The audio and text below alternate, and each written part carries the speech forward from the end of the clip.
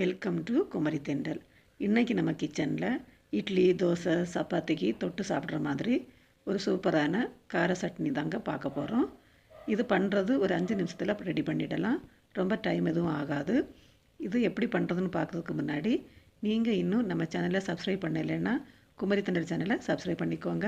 மறக்காமல் பக்கத்தில் இருக்கிற பெல் ஐக்கானே கிளிக் பண்ணிக்கோங்க. அப்போ தான் நான் போடுற ஒவ்வொரு வீடியோவும் உடனுக்குடன் உங்களுக்கு வந்து சேரும். இப்போ இது எப்படி ரெடி பண்ணுறதுன்னு பார்க்கலாம்.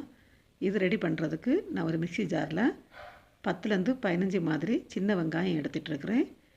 உங்கள்கிட்ட சின்ன வெங்காயம் இல்லைன்னா பெரிய வெங்காயம், ஒரு பெரிய வெங்காயம் எடுத்துக்கோங்க.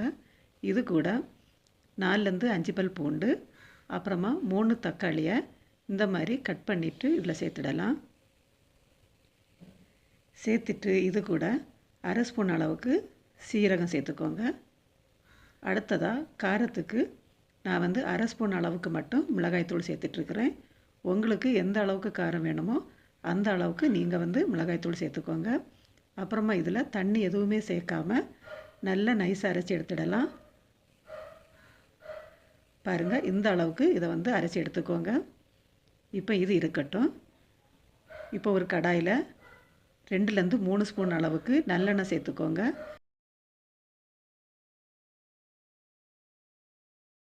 எண்ணெய் சூடாகி வந்ததும் கொஞ்சமாக கடுகு, அப்புறமா கொஞ்சம் உளுந்தம்பருப்பு சேர்த்துக்கோங்க.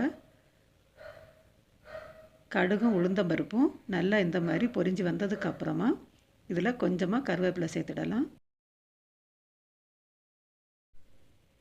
இப்போ இந்த டைமில் நம்ம அரைச்சி எடுத்து வச்சிட்டு இருந்த தக்காளியை இதில் சேர்த்துடலாம்.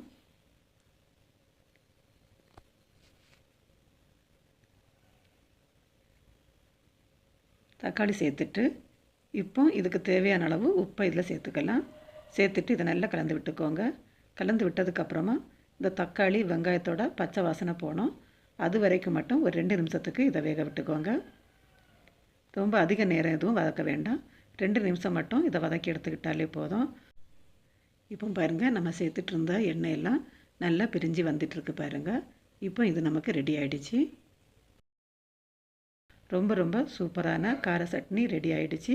அவ்வளவுதாங்க. நீங்களும் இதே மாதிரி ட்ரை பண்ணி பார்த்து எப்படி இருந்துச்சுன்னு கமெண்டில் சொல்லுங்கள். மீண்டும் இன்னொரு ரெசிபியோடு உங்களை சந்திக்கிறேன்.